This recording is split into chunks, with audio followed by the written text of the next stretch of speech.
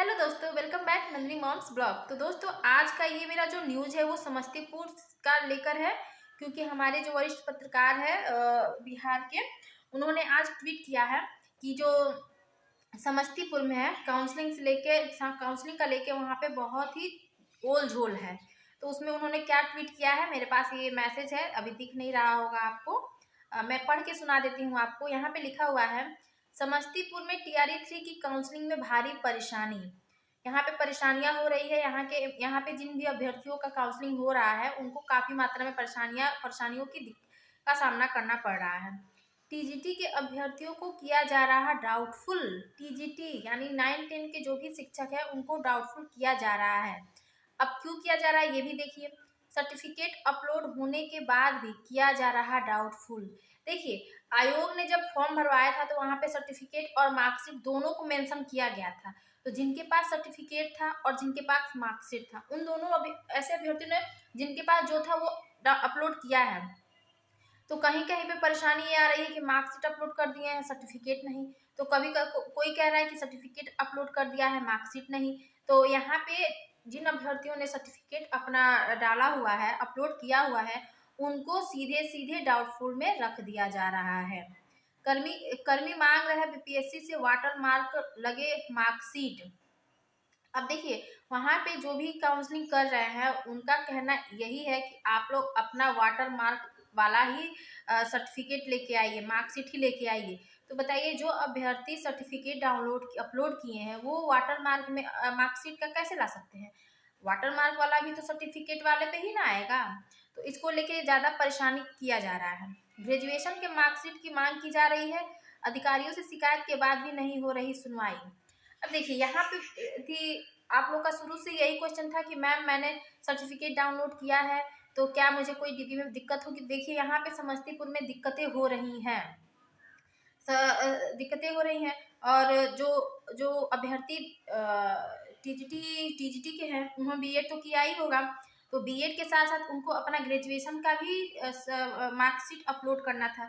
तो कुछ अभ्यर्थियों ने शायद ग्रेजुएशन का मार्कशीट अपलोड नहीं किया है, जिनके कारण उन्हें भी डाउटफुल कैटेगरी में डाला जा रहा है। जी हाँ, ग्रेजुएशन का सर्टिफिकेट जिन्होंने नहीं डाला है वो भी उनको भी डाउटफुल कैटेगरी में डाला जा रहा है।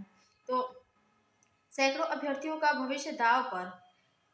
अब जाहिर सी बात है, टीआरई 1 to 5, 6 to 8, अब 9-10, इन तीनों में ऐसे अभ्यर्थियों को डाउटफुल में रखा गया है जिन्होंने मार्कशीट नहीं अपलोड किया है, ओनली सर्टिफिकेट अपलोड किया है। तो 6 to 8 हो या 1 to 5, कुछ अभ्यर्थी बिहार के जो होते हैं वो इंटर के बाद ग्रेजुएशन ना करके डीएलएड करते हैं। तो उन अभ्यर्थियों से भी ग्रेजुएशन के सर्टिफिकेट मांगा जा रहा है। तो ये तो गलत चीज़ है ना। जब बिहार का ये नियम ही है तो ये ऐसा क्वेश्चन तो आना भी नहीं चाहिए। अब बाकी आगे का जो न्यूज़ है मैं आपको पढ़ के सुना रही हूँ।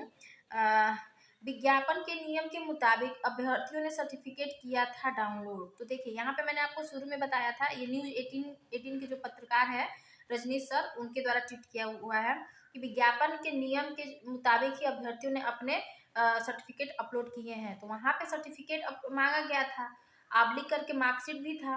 तो दोनों में से अगर कोई भी अपलोड है तो डीवी में किसी प्रकार का दिक्कत नहीं करना चाहिए था। ये अब बस एक एक भर्ती को ना आगे खींचने का ये प्रोसेस है। जब तक सारे अभ्यर्थियों का काउंसलिंग नहीं हो जाता तब तक बाकी ट्रेनिंग का मतलब क्या पता ये लोग डिले करें। समस्तीपुर को छोड़कर बाकी जगह मार्कशीट की नहीं की जा रही मांग। अब देखिए, अगर समस्तीपुर को अगर छोड़ दिया जाए तो बाकी जगहों पर आप लोग अगर मार्कशीट ही अपलोड किए हैं, मार्कशीट अपलोड न करके सर्टिफिकेट अपलोड किए हैं तो भी कोई दिक्कत नहीं है। लेकिन यहाँ समस्तीपुर में थोड़ी दिक्कतें आ रही हैं। शिक्षा विभाग मुख्यालय को पूरे मामले पर दी गई जानकारी।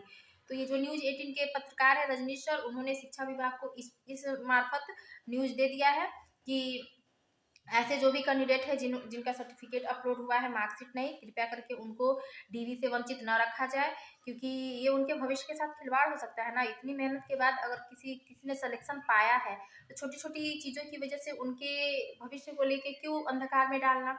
तो बस आज का यही था कि समस्तीपुर एक इकलौता जिला है जहाँ पे सर्टिफिकेट और मार्कशीट को लेकर डाउटफुल की कैटेगरी में डाला जा रहा है। वो लोग मार्कशीट की मांग कर रहे हैं। अगर किन्हीं अभ्यर्थियों ने सर्टिफिकेट डाला हुआ है तो वो लोग मार्कशीट का वो कर रहे हैं। तो बस आज के लिए इतना ही।